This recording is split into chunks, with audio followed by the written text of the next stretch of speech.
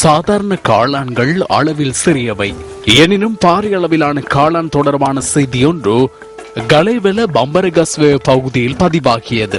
பம்பரகஸ்வே பகுதியில் உள்ள வீடொன்றிலேயே இந்த காளான் பூத்திருந்தது. சுமார் 21 அங்குலம் நீளமான இந்த காளான் 3 கிலோகிராம் நிறைய கொண்டது என எமது பிராந்திய செய்தியாளர் குறிப்பிட்டார்.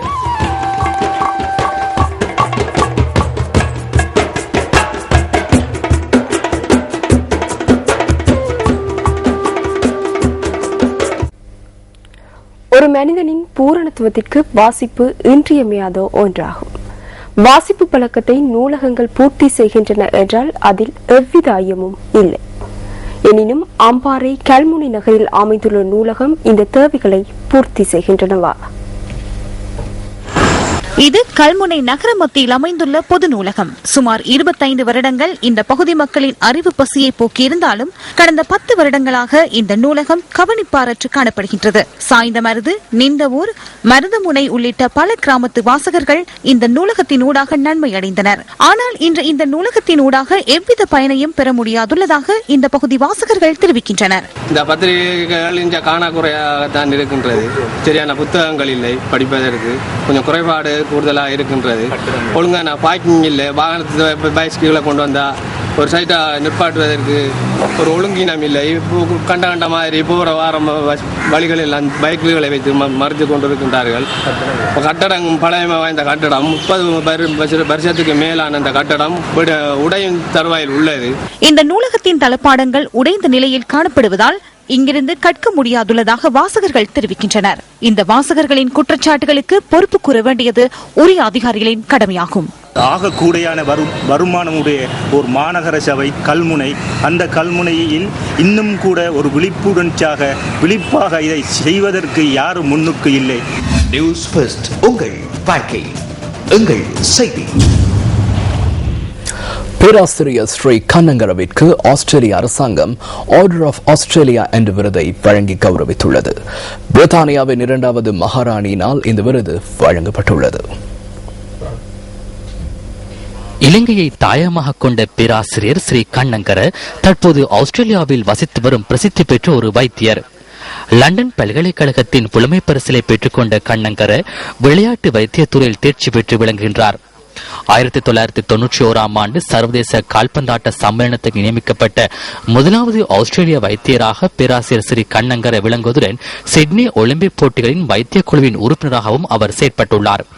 இதனைத் தவிர ஆஸ்திரேலியாவின் கிரிக்கெட், கால்பந்தாட்டம், கூடைப்பந்தாட்டம், ஹாக்கி ஆகியவற்றின் உலக கிண்ண அணிகளுக்கும் பேராசிரியர் ஸ்ரீ கண்ணங்கர தனது வைத்திய ஆலோசனைகளை வழங்கியுள்ளார். ஆஸ்திரேலியாவில் வாழ்ந்து வரும் பேராசிரியர் ஸ்ரீ கண்ணங்கர விளையாட்டு வைத்திய சேவைக்கு ஆற்றிய பாரிய பங்களிப்பை கௌரவிக்கும் வகையில் இந்த விருது அவருக்கு வழங்கப்பட்டுள்ளதாக ஆஸ்திரேலிய அரசாங்கம் தெரிவித்துள்ளது. ஹொரணை பகுதியில் பிறந்த ஸ்ரீ கண்ணங்கர கொழும்பு ராயல் கல்லூரியில் தனது உயர்கல்வியை தொடர்ந்திருந்தார்.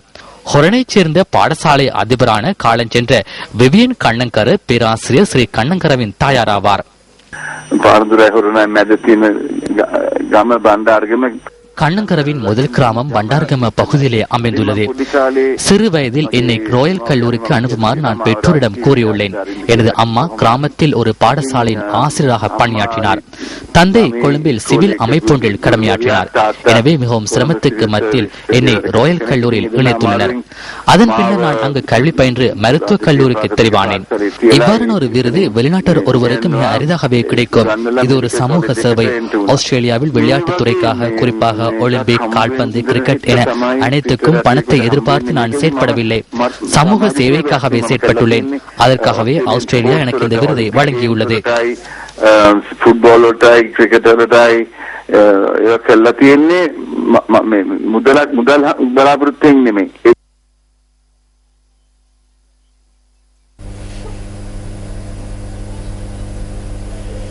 தாக்குதல் ஒன்றில் காயமடைந்த நவசிகள உரிமைய கட்சியின் தலைவர் சரத் மனமேந்திர தேசிய வைத்தியசாலையின் திடீர் விபத்துகள் பிரிவில் தொடர்ந்தும் சிகிச்சை பெற்று வருகின்றார். வாடகை பணம் தொடர்பிலேயே இந்த பிரச்சினை எழுந்துள்ளதாக வீட்டின் உரிமையாளர்கள் தெரிவித்த போதிலும் அது உண்மைக்கு புறம்பானது என அவர் குறிப்பிடுகின்றார். நவசிகல உரிமைய கட்சியின் தலைவர் சரத் மனமேந்திரா தேசிய வைத்தியசாலையில் நேற்று அனுமதிக்கப்பட்டிருந்தார். தான் வாடகைக்கு இருக்கும் வீட்டின் உரிமையாளரே இந்த தாக்குதல் சம்பவத்துடன் தொடர்புபட்டுள்ளதாக சரத் மனமேந்திரா குற்றம் சாட்டுகின்றார். இது வாடகை தொடர்பான பிரச்சினை மாத்திரமல்ல. எனது வாகனம் நிறுத்தும் இடத்தில் வேறொரு வாகனத்தை நிறுத்துவதற்காக அவரினால் 2000 ரூபாய் அறவிடப்பட்டது. அந்த பிரச்சனையை அடிப்படையாக வைத்து தாக்குதல் மேற்கொள்ளப்பட்டது. அதன் பின்னர் 2 தடவைகள் நான் வெளிக்கட போலீஸ் நிலையத்தில் முறைப்பாடு செய்திருந்தேன். நீண்ட நாட்கள் கடந்தும் அதற்கான முடிவு ஒன்று எட்டப்படவில்லை. அந்த வீட்டின் உரிமையாளரையும் என்னையும் போலீஸ் நிலையத்துக்கு அழைத்தனர். 2 தரப்பினரையும் சமாதானப்படுத்தினர். போலீசாரினால் வழங்கப்பட்ட உடன்படிக்கையின் பிரகாரம் எனக்கும் இந்த வீட்டில் இருப்பதற்கான அனுமதி இருந்தது என போலீசார் தெரிவித்தனர். அதன்படி நடவடிக்கைகளை மேற்கொள்ளுமாறும் வாகனத்தை நிறுத்துவதற்காக இடமளிக்குமாறும் கோரப்பட்டிருந்தது. அதற்கு அவர்கள் தரப்பு இணங்கியது. நானும் எனது மனைவியும் நேற்று காலை வெளியில் சென்று மீண்டும் வீடு திரும்பிய வேளையில் வீட்டின் நுழைவாயிலை திறக்கவில்லை. எங்கோ இருந்து அவர் ஓடி வந்து வாகனத்தை நிறுத்த முடியாது என கூறி சண்டை ஏற்படுத்தினார். வாகனத்தை வாடகை வீட்டிற்குள் அனுமதிக்காமை உள்ளிட்ட மேலும் பல பிரச்சனைகளை அடிப்படையாக கொண்டே இந்த மோதல் சம்பவம் இடம்பெற்றுள்ளதாக போலீஸ் ஊடக பேச்சாளர் அலுவலகம் நியூஸ் ஃபர்ஸ்டுக்கு தெரிவித்தது. எனினும் வாடகை வீடு தொடர்பில் எழுந்த பிரச்சனையே இந்த மோதல் சம்பவத்திற்கான காரணம் என வீட்டின் உரிமையாளர்கள் எமக்கு தெரிவித்தனர். மட்டக்களப்பு ஏறாவூரில் இடம்பெற்ற வாகன விபத்தில் 6 மாத கைக்குழந்தை உட்பட 5 பேர் காயமடைந்துள்ளதாக போலீசார் தெரிவிக்கின்றனர்.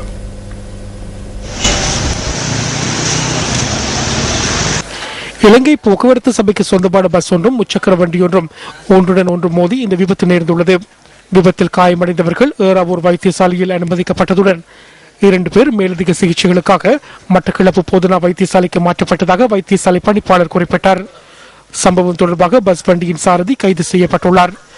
ஏறாவூர் போலீசார் மேலதிக விசாரணைகளை மேற்கொண்டு வருகின்றனர்.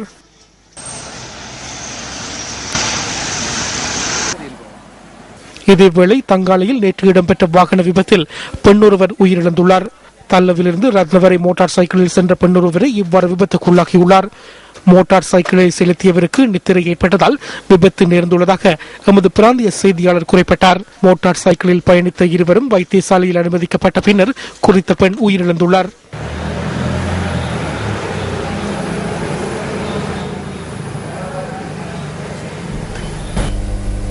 வானிலை மாற்றங்கள் தொடர்பில் மக்களையும் மீனவர்களையும் உரிய முறையில் தெளிவுபடுத்தாமை தொடர்பில் தற்போது அதிக அளவில் பேசப்படுகின்றது.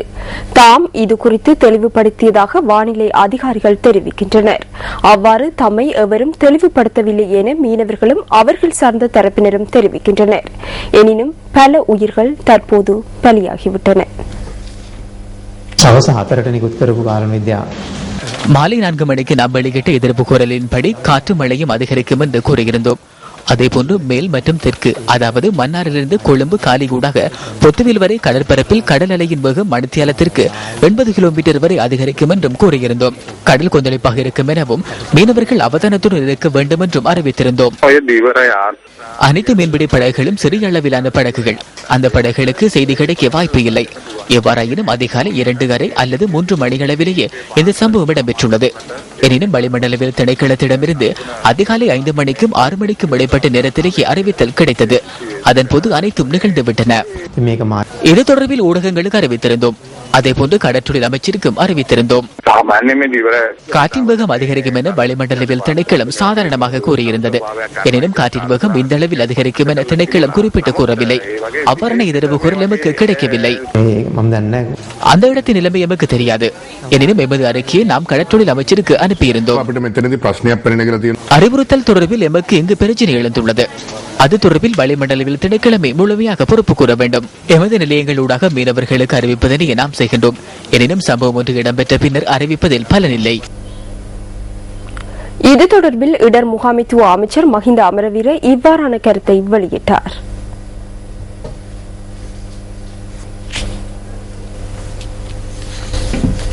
கல்முனை மாநகர சபையின் உறுப்பினர் ஒருவரது வீட்டின் மீது தாக்குதல் நடத்தப்பட்டுள்ளது.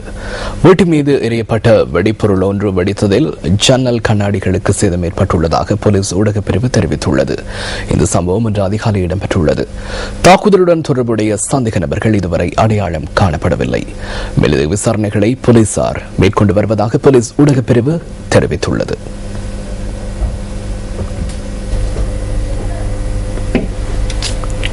குருநாகல் தம்புள்ளை பிரதான வீதியை மறைத்து பொதுமக்கள் சிலர் ஆர்ப்பாட்டம் ஒன்றை முன்னெடுத்திருந்தனர். தமது கிராமங்களுக்கு செல்லும் வீதி புனரமைக்கப்படாமைக்கு எதிர்ப்பு தெரிவித்து பிரதேச மக்கள் இந்த ஆர்ப்பாட்டத்தில் ஈடுபட்டனர்.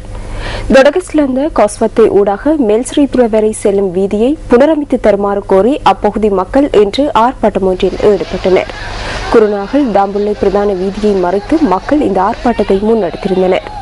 இந்த நிலையில் இப்பாகமுவ பிரதேச சபை தலைவர் மற்றும் போலீசாரின் தலையீட்டினை அடுத்து இந்த ஆர்ப்பாட்டம் கைவிடப்பட்டது.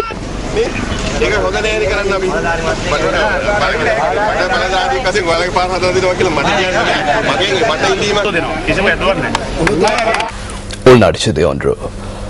JR ராஜ் ஒப்பந்தத்தை செயற்படுத்துவதில் இந்தியா நேரடியாக தலையிட வேண்டும் என திராவிட முன்னேற்றக் கழகம் குறிப்பிடுகின்றது.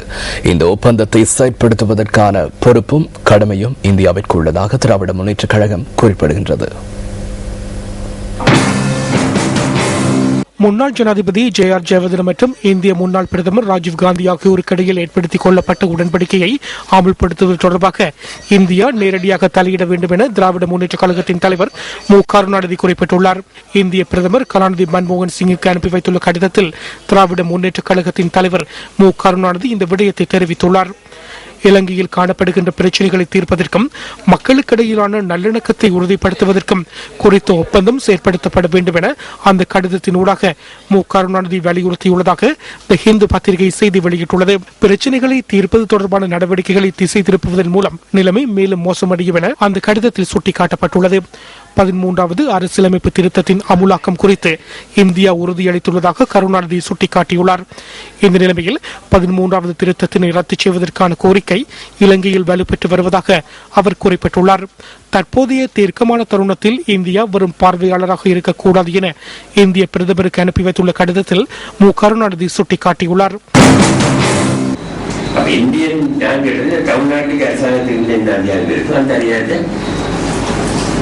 கொடுத்து தீர்க்கலாம்.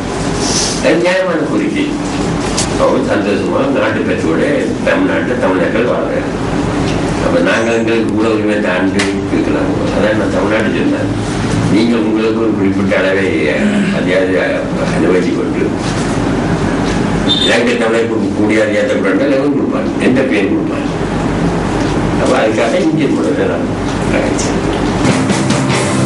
13வது அரசியலமைப்பு திருத்தம் தொடர்பான உத்தேச சீர்திருத்தத்தை முன்னெடுக்க வேண்டாம் என இலங்கை கத்தோலிக்க ஆயர் பேரவை அரசாங்கத்திடம் கோரிக்கை விடுத்துள்ளது. அரசியலமைப்பு சீர்திருத்தத்தை கொண்டு வருவதற்கு முயற்சிப்பதை விட பல்லினத்தன்மைக்கு மதிப்பளித்து மக்களை ஒன்று திரட்டி புதியதொரு யாப்பினை ஏற்படுத்துவதே சிறந்த நடவடிக்கை எனவும் அந்த அறிக்கையில் குறிப்பிடப்பட்டுள்ளது. 13வது திருத்தத்தை அரசியலமைப்பில் இருந்து முற்றாக நீக்காது அனைத்து தரப்பினருடனும் கலந்துரையாடி பாராளுமன்ற தெரிவு குழுவின் ஊடாக முழுமையாக அரசியலமைப்பு ஒன்றை உருவாக்குமாறு ஆயர் பேரவை விடுத்துள்ள அறிக்கையில் வலியுறுத்தப்பட்டுள்ளது. வடமாகாண சபை தேர்தல் 13வது அரசியலமைப்பு திருத்தத்திற்கு அமைவாகவே நடத்தப்பட வேண்டும் எனவும்